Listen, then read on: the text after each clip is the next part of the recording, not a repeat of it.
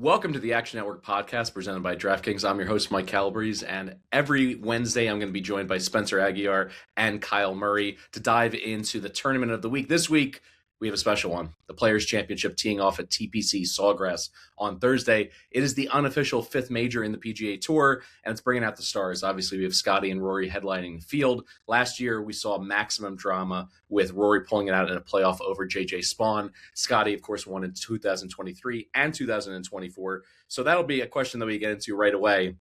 Should it be those two against the field? Is this the kind of course that will present an opportunity for someone to dethrone them? But before we get into that, let's just talk about the course broadly. Pete Dye's design is strategically demanding in so many different ways. It emphasizes precision over power. You got narrow landing zones on those fairways. You have dog legs that really prevent bombing it in two, necessitating layups. You got water everywhere. It's a course that puts pressure on the field to fine-tune their approach, to really work through their short game.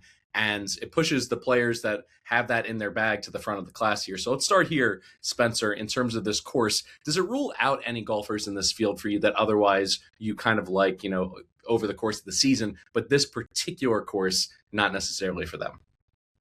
I mean, at the end of the day, TPC Sawgrass has always been this really challenging course to handicap. Like, you don't have to look any further than this erratic course history of every golfer in the field. You'll start realizing the volatility is heightened at this venue. But the one thing I will say, Michael, that kind of will answer this question is, with all of that being said, is we've gotten over the last handful of years this move from May to March. And we used to have this unpredictability that would come into play in May. And I think now in March, you get a little bit more predictability. This course, if you were trying to find the easier returns of it, was probably always better suited to be played in these colder weather conditions. Now, from a viewing perspective, I kind of would like to see this fiery test that we used to get in May, but I think it's one of the reasons why that this event went from this long shot paradise. If you look at it 10, 15 years ago, used to get triple digit winners all the time. You had a name like, I know we think of Siwoo Kim now as one of the favorites in this tournament, but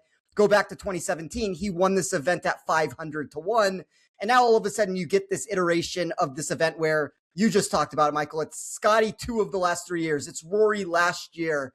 It's all of this cream that has risen to the top of it. And a lot of that comes down to just the summer temperature in May used to give us this Bermuda surface that was still dormant. It was playable from the winter, but it created this ultra fiery test that made stopping your irons on these smaller than average greens nearly impossible.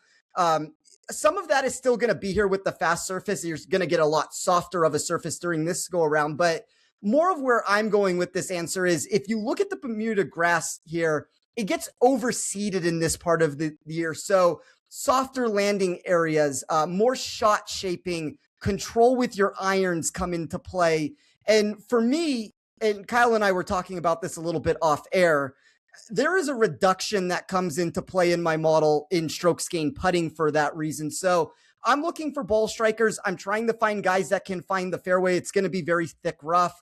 I want to find guys that can scramble around the green. And then those proximity ranges that I'm looking at, that's an ultra important stat that I'm trying to find. So if you're diving deep into numbers, and if you're looking for a certain duration of time, like, I would get rid of anything pre-2019, and I would just look at what this venue has been from 2019 on, when we've gotten this in March. And I think you're going to see a much different tournament at its core. Kyle, to bring you in here for a question, in terms of a player to win outright, is there more of a brutal stretch to close it out where you're white knuckling it as someone holding potentially a pretty big ticket than 16, 17, and 18 at this course? 16, of course, the risk reward of the par 5 with the water. 17th, the island green is always a pressure cooker. And then 18, you have that narrow tee shot with water running up the entire left side. When you think about this course vis-a-vis all the other ones that these pros are going to go through throughout the course of the season, is this ending stretch the most difficult and potential, to bring the most drama at the end of a round?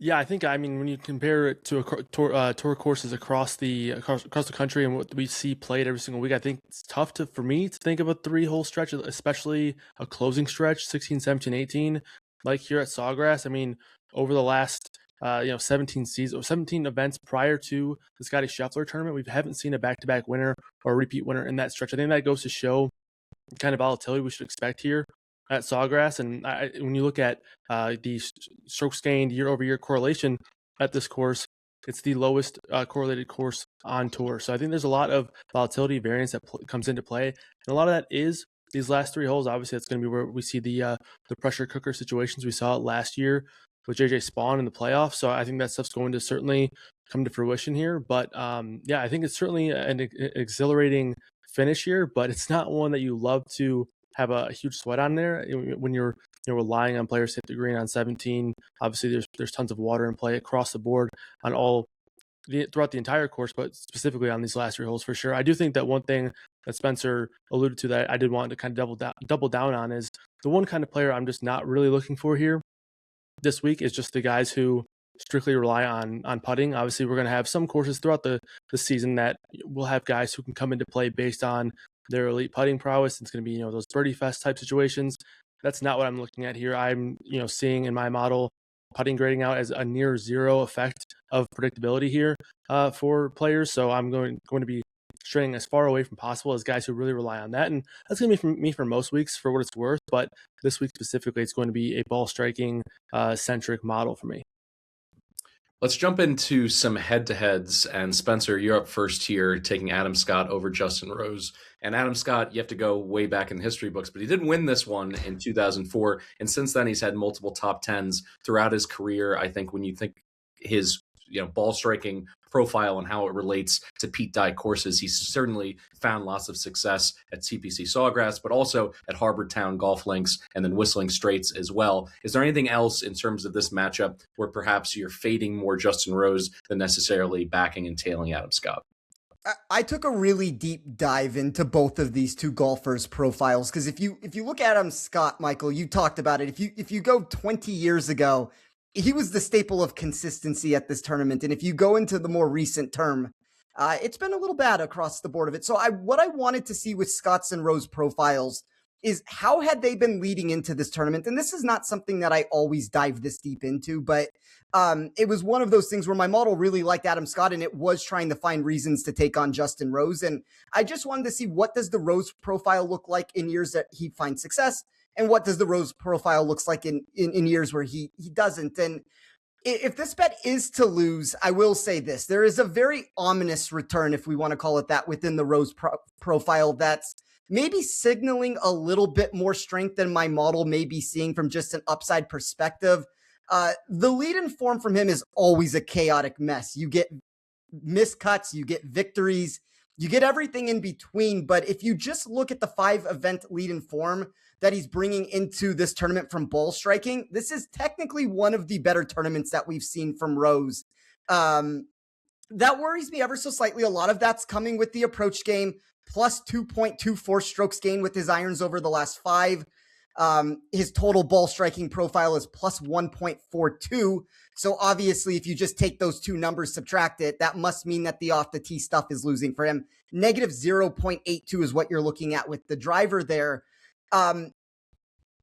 It's interesting with the profile of Rose because every return over the last 5 years for him has had him somewhere between 0.42 to 0.55 of a loss off the tee. So a little bit less than a half stroke of what we're getting this week of worse of Rose off the tee. I think what spooked me a little bit more with the profile, though, before we even get into any of the Adam Scott stuff, is any of those short game metrics that you may like with Justin Rose have just not been there recently. Like, I know Kyle and I have both talked over and over again about that we are not highlighting putters and we're not trying to find guys that get hot with the putter. But if you have a profile where you are one-dimensional right now with your approach game, your off the tee stuff looks bad, and then you have this negative 1.2 output over the last handful of events that we're looking at here with that short game. Like, it's this really scary profile to me where Rose is a boom or bust candidate, to where there is a ceiling output that we look on Sunday and he put the pieces together with the irons and he ends up coming top 10. But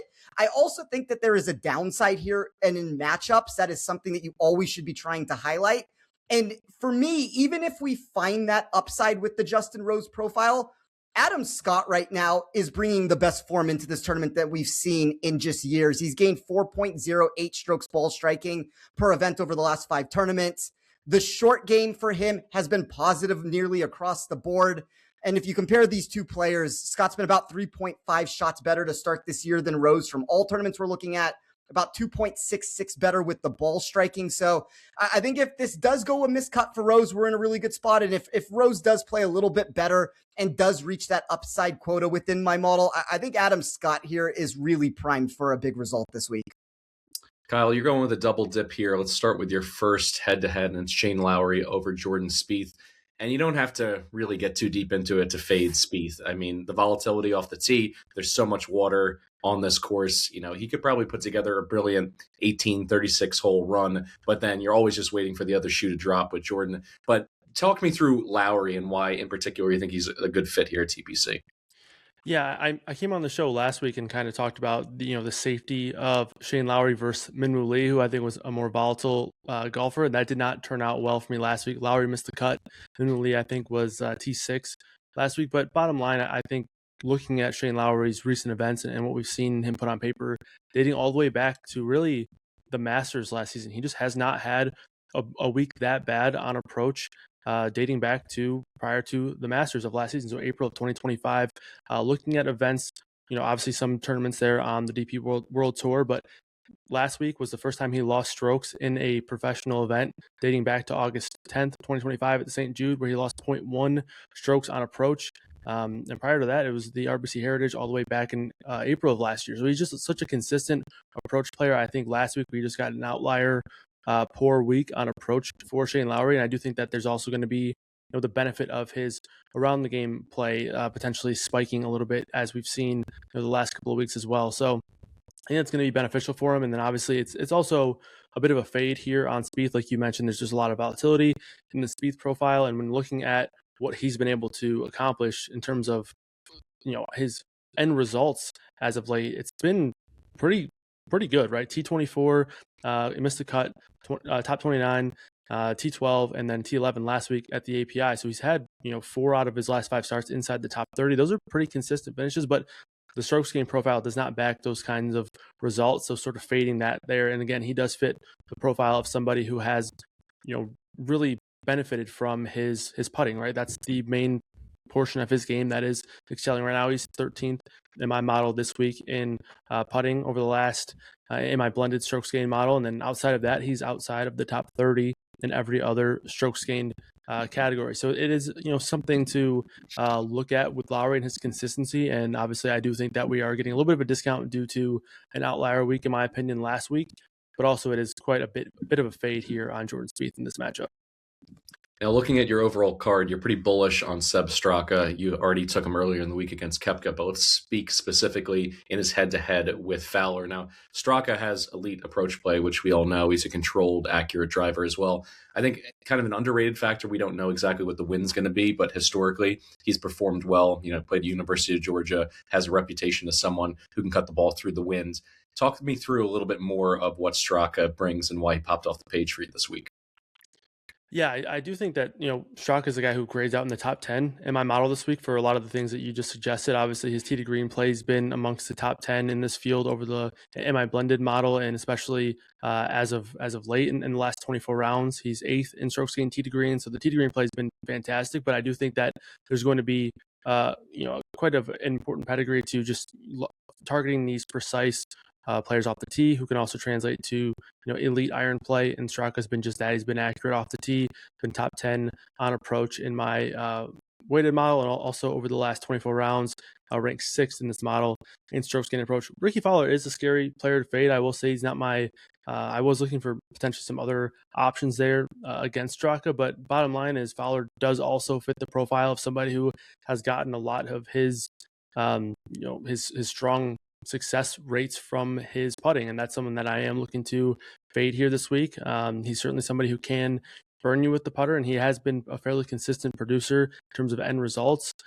The approach play has been fine. He's 22nd over the last 24 rounds in strokes gained approach. Tee to green play has been fine, but again, he's just been excelling with the putter. That's something that I'm looking to fade here. I think there's really predictive value in strokes gained putting, and a lot of these putting metrics, even on very niche things like surface here on Bermuda, different sort of distances for putting. I just didn't see a lot of predictive value in many putting metrics this week. So guys who are getting a lot of their production done through that are going to be guys that don't grade out that great in my model this week. And unfortunately, Ricky Fowler is one of those guys who I don't love to fade here, but I do give a pretty significant edge to Straka this week. Don't miss any of our best bets by signing up for Action Pro. Action Pro users get real-time alerts as soon as experts like Spencer and Kyle track picks in the app, because you want to get the best bets, but also at the best prices. You'll get real-time money percentage to see where the smart money is flowing, and access to player prop projections powered by Sean Kerner and Dr. Nick Giffen across multiple sports. With PGA tournaments now in full swing, plus March Madness and Major League Baseball right on the horizon, now is a great time to sign up. Right now, you can get $20 off an annual subscription of Action Pro. Just go to actionnetwork.com/pro and use promo code POD20 to get started. That's promo code POD20 to get $20 off a year of Action Pro. Head on over to actionnetwork.com/pro. Before we get to the rest of the show, let's toss it over to Sean Zerillo for a quick word from our sponsor, DraftKings. The Action Network podcast is sponsored by DraftKings Sportsbook, and in partnership with DraftKings, our listeners get a great offer. Right now, new customers can bet $5 and get $200 back in bonus bets instantly. If sports betting is not yet available in your state, don't worry. You can still join in on all the fun with DraftKings Pick 6 and have the shot to win cash prizes. To get started, use promo code Action Network when signing up with DraftKings. Again, use code Action Network when signing up and bet $5 to get $200 back in bonus bets instantly. The crown is yours. All right, gentlemen, let's get into some placement wagers. Let's start with Max McGreevy. Spencer, in terms of where you want to, target here, obviously you don't have him outright, but he's one of those guys who is not going to beat himself. He's not going to have those blow up holes. The kind of mentality I would imagine from a wager like this is you're looking for chaos around him, and for him to just stay steady and stay in the top 20, top 10. Where are you thinking about his range here? So last year, I laddered McGreevy up. I had him 500 to 1 to win this tournament, and I laddered him all the way up to a top 40 wager. And I was telling Kyle before we came on air, it was one of the worst Sundays that I can ever recall.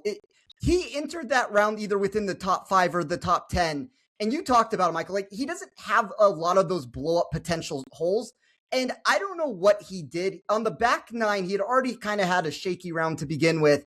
He was 51 yards out on his second shot. He airmails the green. There's water behind the green. He airmails the water. He's behind some tree. He tries to chip it out, almost dunks it in the water. Now he's still short of the green. He takes that shot and goes back into the bunker that he was in to begin with. And he makes a mess of this, ends up losing the top 5, ends up losing the top 10. Ends up chopping the top 20, and I ended up getting there with the top 30 and the top 40. But honestly, I think that you can kind of play this in a lot of different iterations this go around. Like for me, my preferred route would probably be a top 20. There are some upside metrics with him that really like him in my model this week to push it a little bit higher up.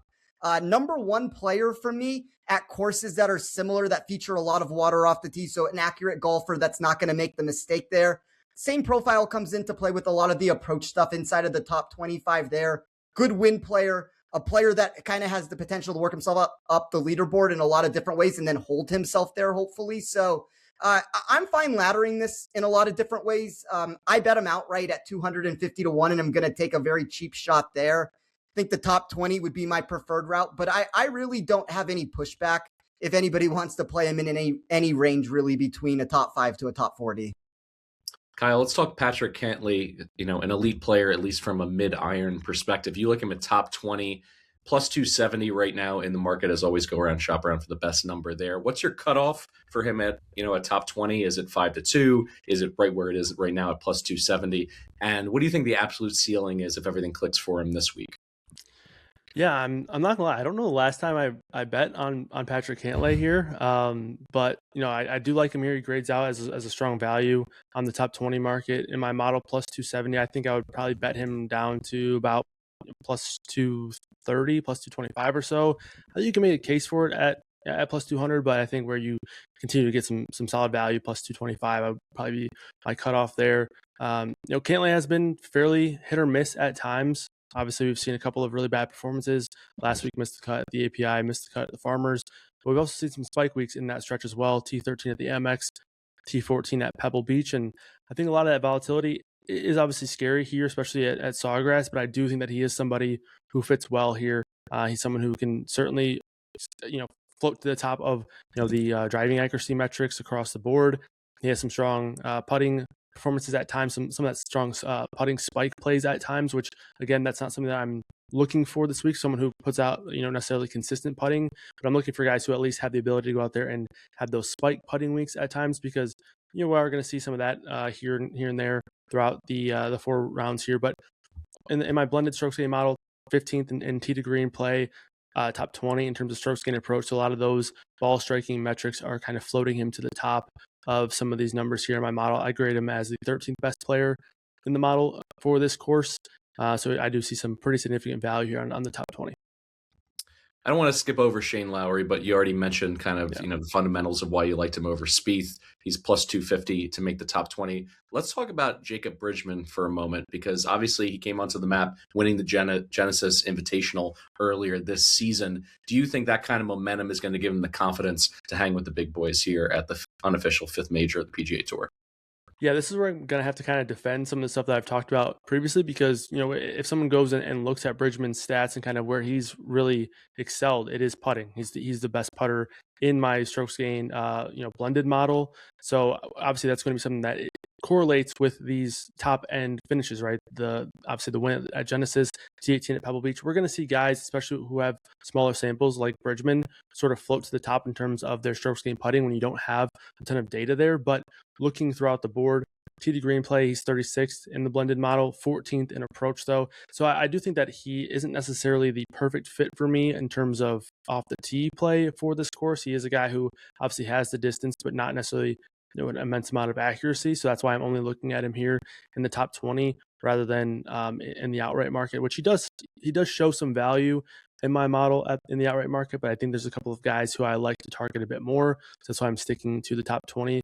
But obviously we've seen the spike weeks for Bridgman at times. He played this course once over the past, obviously in his career, but last year he got some experience at Sawgrass. So thinking that will also help to have that under his belt. But again, just kind of, doubling down on some of these approach numbers and these tee to green numbers, which again are small sample size, but I do think that over the last, 24 rounds or so, top 10 in strokes gain approach is going to be someone that I'm going to have some interest in. And I do think that there's still some value here in this plus 250 for the top 20, despite obviously him having a lot of success recently. Let's talk outrights here. Siwoo Kim has already been mentioned, and Spencer, you like him. When he won in 2017, he was the youngest to ever win this event. The range of outcomes, I feel like if somebody offered me either win or get cut, Siwoo Kim may be at the top of my list, because he can putt his way into or out of this tournament really at any 3 or 4 hole stretch.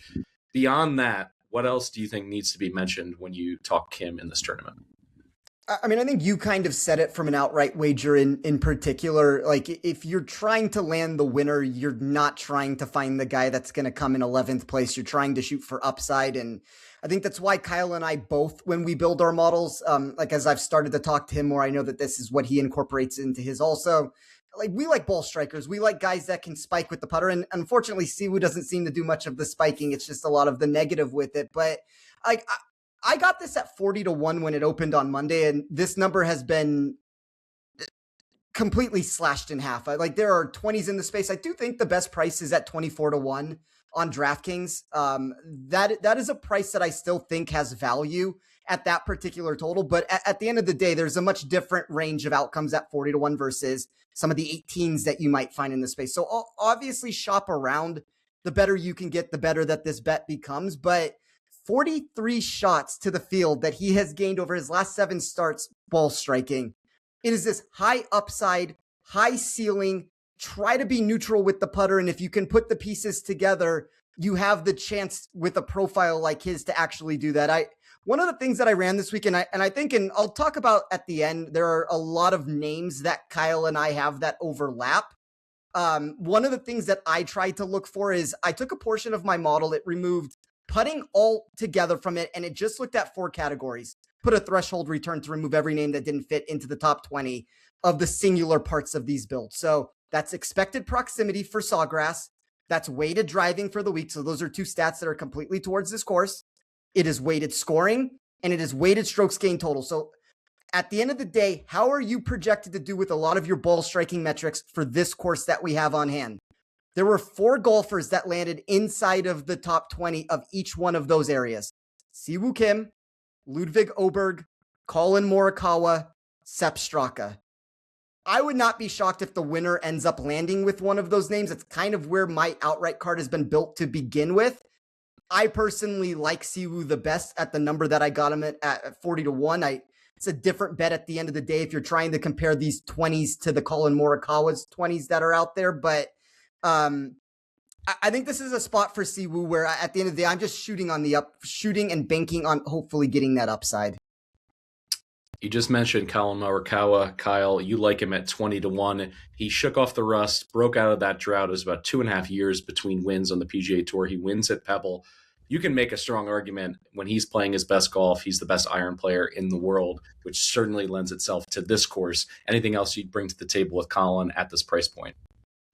Yeah, I mean, I think you can also argue that even when he's not at his best, he's one of the premier iron players in the world. I mean, we saw, even in that 2024 and some of the 2025 season where he just didn't quite have it from what we saw from him in the past, and he was still, looking really, really strong on paper in the approach category. But yeah, you're absolutely right. When he's dialed in, when he has, and when he's clicking on all cylinders, there's not many guys that you're going to be taking from a pure strokes gained approach or approach play candidate other than Colin Morikawa, and obviously that's going to generate a lot of buzz for him in my model, where that is such a strong indicator for me this week. But again, he's also someone who thrives with accuracy, and I think in a course that's going to sort of lean towards guys who are more accurate rather than bombers, that's also going to help him quite a bit here.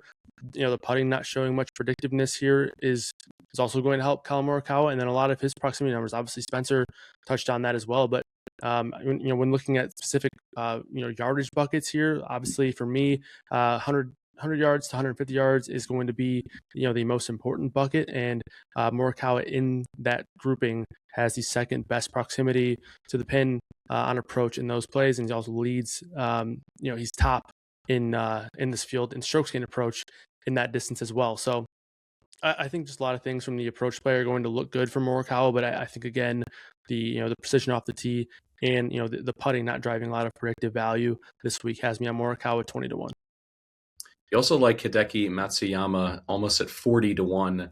And just from an outsider perspective, I'm going to say I like people who can win on really difficult golf courses. This is not, if this was a tournament that someone's going to win at 22, 25 under, I wouldn't be interested in him really at any number. But when the course can be demanding and lower scores are ending up being in the mix on Sunday, he's a name that rises to the top of the list for me, particularly at this value level. Anything else in terms of his game or how he's playing right now leading into the tournament and the start on Thursday that has you encouraged? Yeah, definitely. I mean, I think obviously he's someone that does also fit the bill of these ball strikers who, might not necessarily have the, the greatest putting acumen, but again, he's someone who can certainly end up, if we look back on Sunday night or Monday morning and saw that Hideki Matsuyama led the field in tee to green strokes gained, no one would really be all that surprised. I'm not looking too much at course history because again, there's a lot of volatility here. So what I did was I ended up factoring in, some course comparisons and some Pete Dye strokes gained profiles, and Hideki Matsuyama grades out really well in those sorts of environments. So when putting those into, more of the equation of course fit or course history rather than just simply taking Sawgrass, where, we can see guys, we've seen it historically, right? 2 years ago, Hideki Matsuyama T6, 3 years ago, 5th place finish. Throwing it all the way back to 2020 during the COVID year, I think he shot 7 or 8 under in round 1 and was leading before that was suspended. But he also has 2 missed cuts in there. So there's a lot of volatility in terms of looking at simply just the course history at Sawgrass. But I do think there is some predictive value to kind of molding in more of a profile for certain players based on the course design, right? These shorter courses that demand a lot of accuracy, that demand a lot of strong approach play. And also, I do think that strokes gained around the green is going to be crucial this week. Not really a stat I touched on. And honestly, it's not a stat that I typically grade super high in my model unless it's really standing out. And that is something that is profiling as a big impact factor this week, because I do think, again, putting is going to be less predictive because these ball strikers are going to allow themselves to be put into better positions. I think anybody can sort of have a good week or a bad week putting, so not a ton of predictive value there. But for the times where we're not hitting greens with these players, strokes gained around the green is going to be a very crucial, predictive stat here. And obviously, Hideki Matsuyama grades out really well in that category. I have him as the second best around the green player in this field this week. So a lot of good things for Hideki Matsuyama. You've set yourself up well here. Is your number one player Alex Noren in that regard? Because he is elite from a short game and scrambling perspective. And obviously, this course has small greens. They got runoffs. They got water. So if you're able to avoid those bogeys and double bogeys by being elite in that regard, 80-1, that's a number that's enticing for somebody who can get themselves out of trouble. Yeah, I do have Justin Thomas still at number one. Obviously, some limited samples come into play for JT, but when looking back over the course of the last year or so, he's still number one in strokes gained around the green. Obviously, the rest of the game looks like a pretty significant mess right now, but Noren is still top 10 in strokes gained around the green. Have him 35th in this field in approach play skill rating. So obviously, when you're looking at a guy who is an 80-1 type long shot here, who grades out as a top 25 player fit for this course in my model, there's going to be some nice value there. So Noren at 80-1. Also, like him in top 40, top 20 markets as well, but definitely want to highlight that 80-1 number. All right, let's go through the rest of your card, lightning round style. Berger over English at -118 on the juice. Why do you like this one? Yeah, I was looking for ways to fade Harris English here. Around the green play, it has been poor. Approach play has been poor. And, luckily we got a Berger matchup market there where he's, been not great around the green, but a top 6 player over the last 6 months in my model here on approach. So I like Berger over English there. All right, let's keep going. Let's talk about Smotherman, a volatile player, but perhaps, there's ways on your card to play him. You like him at top 20 at almost 7-1. Yeah, I had him in this market last week as well. I also took a dart on the outright. I don't think I can do the outright this week because obviously he withdrew last week with the back issue. So obviously worth noting. I don't think this number will move at all. I could be wrong, but I don't mind waiting this one out maybe till midday Wednesday and seeing if we get any sort of news. Obviously, golf news is harder to come by. When we're talking about specific injuries and other options for across the sporting markets, and Austin Smotherman not necessarily the biggest name in golf, so maybe we don't get news there. But don't mind waiting to see if we do get any rumors there. Let me make sure I pronounce his name right. Zaicheng Do? Do, is that correct? Yep, that's what I have as well. So all right, excellent. We're off to a great start here. Now talk to me about his game and why he's a solid pick to finish in the top 20 at +850. Yeah, I think 850 for a top 20 is obviously a longer shot play here. Certainly not somebody I'm looking to back in the outright markets, but he is someone that fits what I'm looking for to a T. Obviously, some smaller sample stuff here as well, but in that small sample, he grades out as a top 15 recent form strokes gained approach player and top 25 and around the green. So when just looking at his strokes gained profile, like that one there at 850, and he simmed out well for me as well. Another top 20, Mac Meisner, plus 550, 11-2 out there in the market. Anything different in terms of his player profile as it relates to this course as to some of the other ones you've liked this week? Yeah, Mac Meisner and this AJ Ewart make cut play at +118, both kind of just fall in line with guys who just simmed out well. They do have just some longer shot stuff, like +118 to make a cut here in a very volatile event.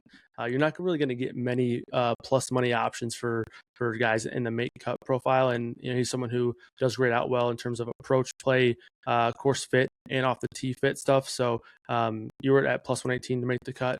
Mac Meisner here, he's someone who I've been betting on pretty significantly, pretty much all season long. Very strong approach player with the ability to spike there, but he also fits very well for this course specifically in different yardage buckets and obviously proximity stuff. So I like Mac Meisner, top 20. And then my last play here, Ricky.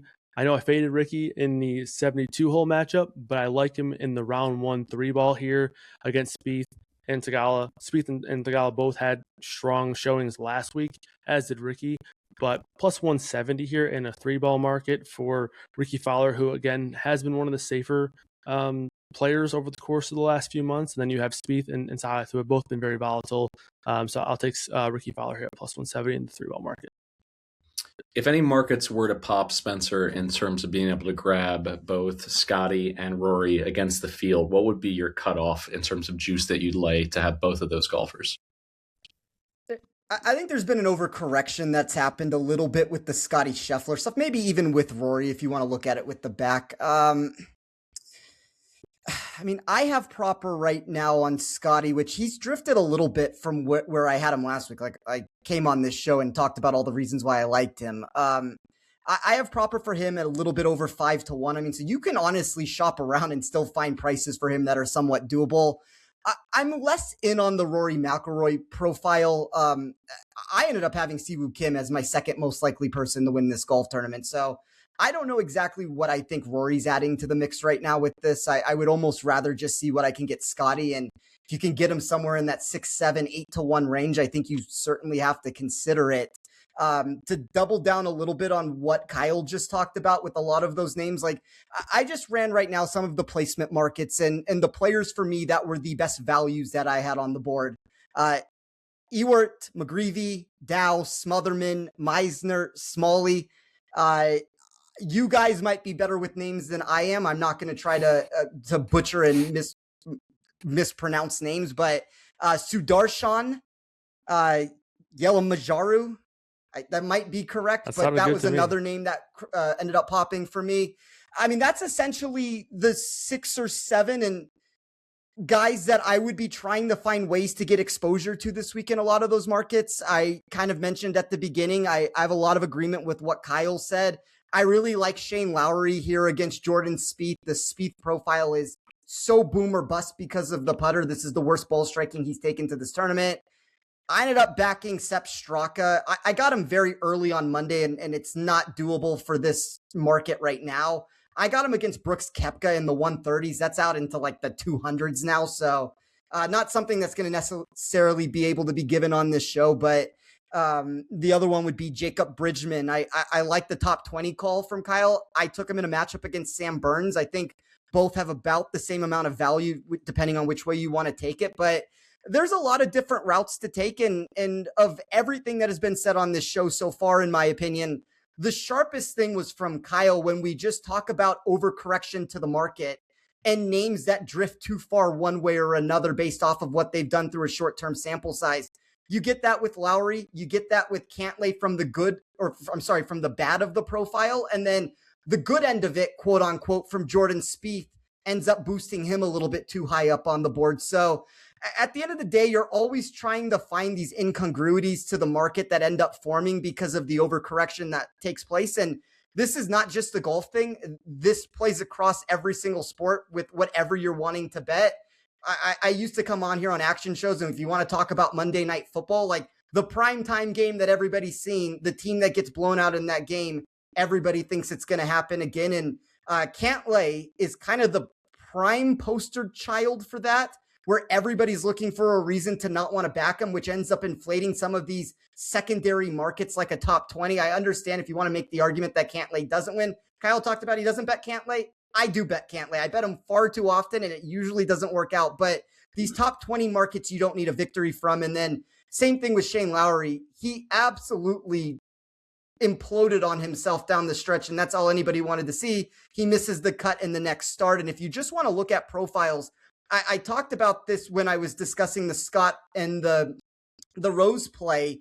Lowry is very consistent coming into this tournament. He provides almost the same exact ball striking mark over and over and over again. And if you are concerned about the 2.3 shots that he lost with his approach game, in 2023, he also lost 2.7 shots at the Arnold Palmer. He came back at the Players and gained 6.5. So this is a golfer that loves the Florida swing, that can find upside in these events. And when you have a golfer like Spieth that every single time in my model entering this tournament, he's gained less than 1 stroke ball striking, he's missed the cut.